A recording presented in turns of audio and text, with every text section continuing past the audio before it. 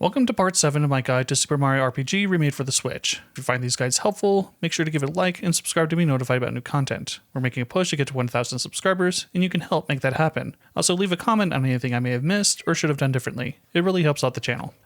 We've claimed our 6th star piece. There's only one place left to go, Bowser's Castle. But first, let's do some cleanup for upgrades to give ourselves the best fighting chance. First, grab the 3 flags from the Musty Fears. They are located behind the welcome sign in Rosetown, under Mario's bed in his pad, and the goal in Yoster's Isle. Also make sure to pick up the lazy shells in Rosetown if you haven't already. Then return to Monstro Town and sleep in the bed to be rewarded with the Ghost Badge, which doubles the defense of the wearer during combat. Now let's go face Jinx. Upstairs, we'll find another one of Bowser's minions inside a dojo. After a quick battle, his sensei Jinx will appear and offer to duel the party. Jinx hits hard and fast in 3 progressively difficult challenges. They can make heroes learning the action commands for defense. You will not have a good time if you cannot hit the action commands, and the quicker you learn how to block Jinx's attacks, the easier these fights become. Make sure to stock up on pick-me-ups before attempting Jinx. I recommend using Bowser and Peach during these fights. Both Mario and Bowser have solid health and defense, while Peach can heal any damage taken. The first battle, Jinx will pretty much only use a single attack called Jinxed. It's a multi-hit move that launches the target up into the air and then kicks them back down to the ground. Wait until they are launched into the air before pressing A to block the attack. We will be over-leveled at this point, but it is good practice for what's to come. Use normal attacks against Jinx to win the fight. Peach use defend while the party is healthy, so she isn't knocked out. Battle 2 against Jinx will kick it up a notch, adding new attacks and increasing his stats. Equip defensive items to your party and the safety ring onto Peach. This will protect her from one-hit KOs. The first attack Jinx will add is the triple kick. Jinx will leap into the air in front of his target and kick down. Time the action command as Jinx is kicking downward to block the attack. Second is Quicksilver. Similar to triple kick, Jinx will move towards his target but then slam into them, making it very difficult to react to. Luckily this is the weaker attack and likely won't knock out a healthy target. The third and final attack Jinx adds is Silver Bullet. Jinx will teleport behind his target and attempt a one-hit KO. Block it by waiting until Jinx hits the target's back. Successfully blocking it will reduce them down to 1 health, but they'll still be up. This is why Peach has the safety ring, because she will resist any Silver Bullet attempts against her, and she has the comeback spell to revive party members. Battle 3 against Jinx is very tough. He adds another attack, increases his stats. He is also more likely to use Vigor and Valor up to increase his stats even further, prolonging the fight. If you are confident, sub in Geno for Bowser to give Mario Geno Boost. Jinx will add one final move called Bombs Away. It's a high damage blue aura projectile that moves very quickly. Use the action command as it's traveling to attempt to block it. Party members should be at least level 19 before attempting this. If you're having trouble, come back later after Bowser's Castle for more staying power. This is designed to test your action command skills, and over-leveling it won't protect you. Back to the main story, head back to Nimbus Land and make the long trek through the palace to speak to the king and queen. They'll fix the bus, which will take us to Bowser's Castle. Exor will stare menacingly as we float down to the main entrance. Ignore the castle minions unless you feel particularly underleveled. Minions here are all upgraded variants that we've seen before, but having Bowser on our team will confuse them and cause several to flee as an active party member. Run past the throne room where we originally fought Bowser at the beginning of the game. In the darkened room, hang a left at the statue. A Goomba will ambush you. Once defeated, run to the end of the corridor to find a chest with a mushroom. Make your way past the other Goombas ambushing you and head into the next room for a save point and to find Krako. Krako has decided to become a merchant and will sell you items and fire armor. Restock and head into the next room. This is the 6 door challenge. Each door has a unique course and you must overcome 4 out of the 6 to proceed. There are 2 of each. Battle courses, hallways where you face off against a gauntlet of enemies, action courses, platforming sections with hazards and limited attempts before having to restart, and puzzle courses where you test your knowledge with puzzles and trivia from the game. The doors are randomized, but I strongly recommend focusing on the battle and action courses. Completing all 4 will reward you a weapon for each character, besides Mario who already has his ultimate weapon,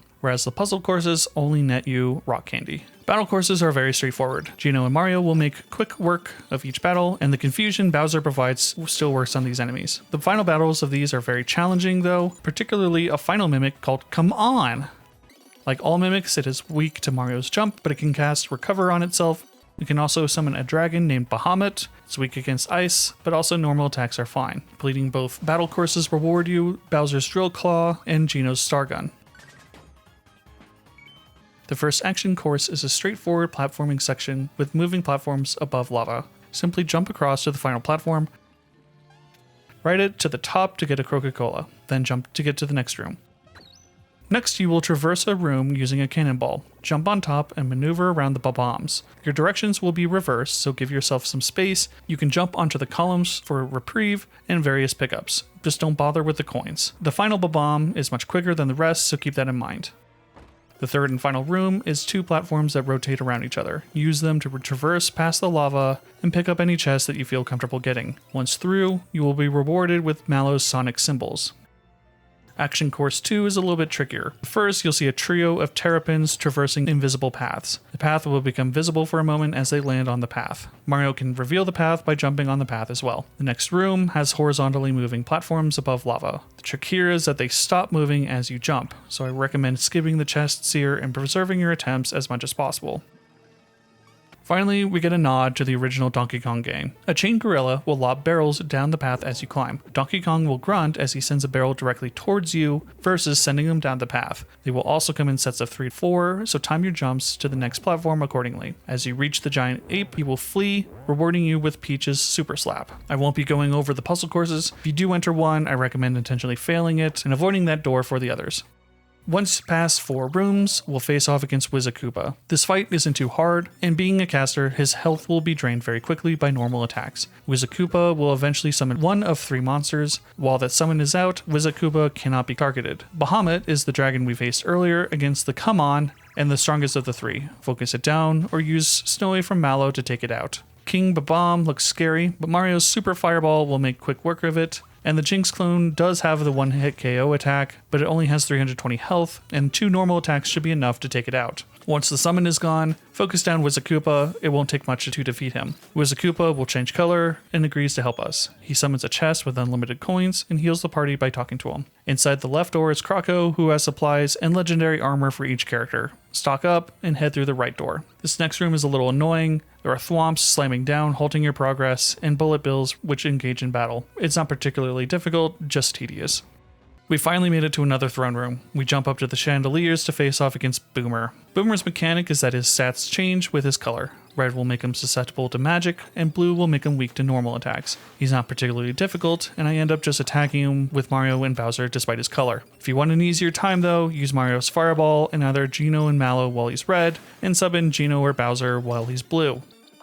He does have a 1-hit KO attack called Shaker. Just block as he extends his blade out. Defeat Boomer and he will show off his high school theater chops before disappearing. Our characters take a ride up the chandelier to what I thought was the final boss back in 1996. I mean, he's on the title screen. How could he not be? This is Exor, a beast of a boss worthy of the title screen. Or he would have been if it weren't for a major oversight. But we'll get to that in a minute. Use Peach and either Bowser or Geno for this fight. Exor has 4 hitboxes, 2 eyes, his mouth, and then the top skull head, which is actually his vital part. Unfortunately, Exor cannot be damaged unless both eyes are disabled, and each hitbox can attack, which can be a lot to deal with. First, deal with his eyes. The left and right eyes have 300 and 500 health respectively. Focus them both down to knock them out as close together as possible. Once both eyes are defeated, sub in Geno to the party. Geno has a little used ability known as Geno Whirl. It does moderate damage to its target, but max 9,999 damage, hitting the action command. Of course, this wouldn't work on bosses, except for Exor. Due to either a programming error or an oversight, Exor is susceptible to being one-shot by Geno Whirl. Timing's quick, press the action command just as Geno is stretching out his arm, and he'll one-shot one of the toughest bosses in the game.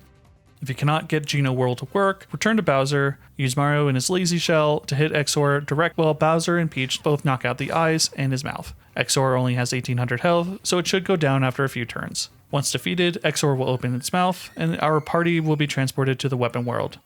Luckily, upon entering, we can also leave Weapon World, restock on any supplies, finish up any side quests before continuing. Once ready, jump onto the Hex Nuts to move across the gap and press forward. Enemies here are undead and susceptible to pure water. It's best to use Geno or Bowser and use regular attacks to clear out the enemies. Make your way across the Hex Nuts to the next room. You will see a green switch, amoeboids falling all around it. Avoid them and hit the switch to proceed forward. There's another save room and then a chest in the next room with an Ultra Hammer for Mario. Our current weapon is still better, but it is nice to have. Jump on the springboards to proceed.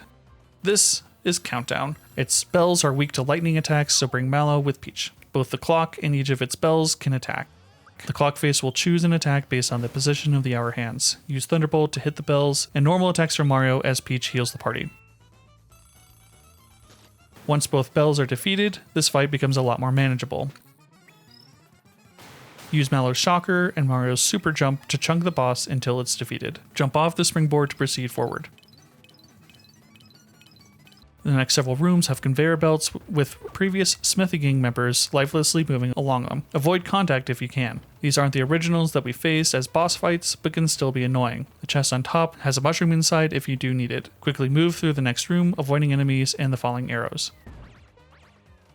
Past the patrolling booze is a chest with a royal syrup inside. Move across the fast-moving conveyors. Past some more booze is another chest with a max mushroom. Proceed into the next room. The next area is a lengthy series of conveyor belts positioned as steps. Machine-made Bowyer will come crashing down to meet you. Like all machine-made enemies, he's not as good as the original. However, he maintains the gimmick of locking out one of your options during combat. Adjust your strategy as needed and knock him out. Next is a winding path guarded by patrolling machine-made Axum Rangers. Quickly jump over them if you're not interested in fighting. Quickly jump up the next set of conveyor belts to avoid the fight with another Bowyer. Use the save point and proceed into the next room. Inside you will find several ninjas and a machine-made Spiritovich falling onto a brick block. The room to the upper right has a mushroom and a flower inside chests. Avoid the ninjas and engage the Spiritovich. Use normal attacks and he should go down quickly. The brick block will explode, giving us a way out. And we land right in front of our next boss encounter, Cloaker and Domino.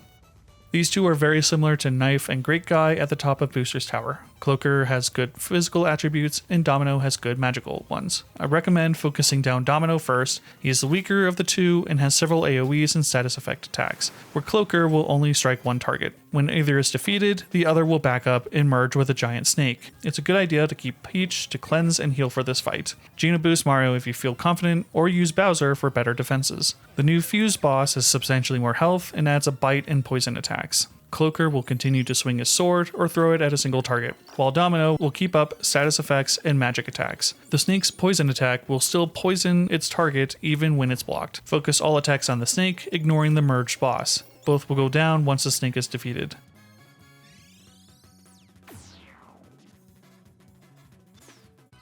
Ignore the springboard and head up into the next room. Here we see that this entire place is a war factory. Up next are 3 mini-bosses. They're not particularly difficult and are nearly identical, just with more health each time. First off is the Clerk. He will send 3 mallets at you, which are quickly dispatched. Then he will face you himself, flanked by 2 more mallets. Ignore the mallets and focus attacks on the Clerk. He only has 500 health and should go down very quickly. Once he's defeated, Toad will arrive and provide a shop for you to restock in. This is a good time to purchase any syrups and pick-me-ups before heading further. Move on to the next screen and face off against the manager and his pounders. Same as before, ignore the additional minions and focus down the mini-boss. He has a bit more health than the Clerk, but should go down fairly quickly. Using AoEs to clear out the pounders won't do much because he just summons more. Finally, we get to the Director, flanked by 4 Poundettes. Poundettes will inflict fear on your party members, lowering their attack strength. Use Peach's group hug to cure the status effect to keep the damage up, and focus down the Director. The Poundettes will soon follow. Now it's time for a proper boss, the Factory Chief. After a brief introduction, he will attack with his tank, Gun Yoke. The Factory Chief is a ninja who attacks quickly and inflicts status effects. Gun Yoke is a powerhouse tank with its own breaker beam. While Gun Yoke is weak to ice, Mallow just doesn't have the defenses for this fight. Instead, I recommend using Bowser and Peach. Both bosses are susceptible to poison and fear, which can help mitigate the damage. Focus down the Factory Chief first. He has lower health, and his attacks are a bit trickier to time the action command for blocks. Yes, Gun Yoke does have the breaker beam, but Peach always seems to be next in line to immediately heal. Once the Factory Chief goes down, there's not a whole lot Gun Yoke can do. Whittle him down and then win the fight. We're at the final boss of the game. There's no turning back after this. Party members should be at least level 20 to 21. If you've been having trouble with the bosses so far, maybe a good idea to level up before attempting Smithy. Once you feel ready, press the green switch to use the crane to face the boss.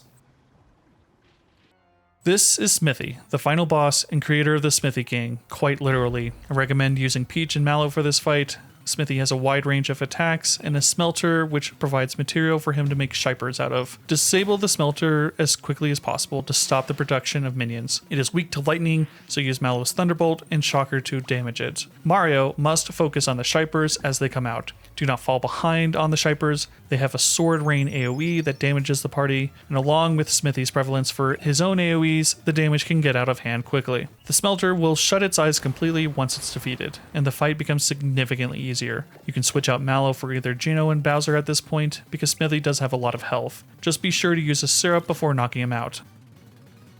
Once he's defeated, he will go into a tantrum and smash the floor, collapsing the platform. Smithy will then reveal his true form, Smithy Phase 2. Smithy 2 has 8,000 health, so this will take a while. He has multiple forms that he casts himself into using his mallet. They each have their own unique attributes that change the fight. On top of that, his body can also attack on its own. Attack it directly to reduce incoming damage for a few turns before it revives itself. His tank form has strong physical attacks and defenses, but is weak to magic, especially lightning attacks. Its Magnum attack is a one-hit KO if not blocked. Equip Peach with the safety ring if this is giving you trouble. His wizard form is strong in magic, but is weak to everything physical. It's probably his most dangerous form with powerful AoEs, and then his body will finish off the party members. But it's also the form that you can deal the most damage using normal attacks. Keep the body shut down and use party-wide healing items during this phase. Hit the boss with physical attacks when everyone is healthy. Smithy's third form is Casket. It has high magical and physical defenses. Smithy uses this form to recover his substantial health pool while using Shredder to remove any buffs you may have on your own party members. Use this time to revive any fallen party members, and then use Mallow's Snowy to put the hurt on Smithy. The final form is a treasure chest. This is very rare, and I've never actually seen it playing this game. It will apply debuffs to random party members, but it's weak to Mario's Fireball, so have at it when you come across this form. This fight is a marathon with a lot to keep track of. Use Peach to keep the party healthy, shut down Smithy's body to avoid the extra damage. Also, don't be afraid to use any items such as syrups, Coca-Colas, and elemental bombs to help you with this fight. Eventually, Smithy will go down, and we claim our final star piece, but we're not done just yet with Super Mario RPG. We'll be tackling the post-game bosses next, including the secret boss, Culex. I hope you enjoyed these guides. Make sure to give it a like and subscribe to be notified about new content. We're making a push to get to 1,000 subscribers, and you can help make that happen. Also leave a comment on anything I may have missed or you would have done differently. My name's Oso, and thanks for watching.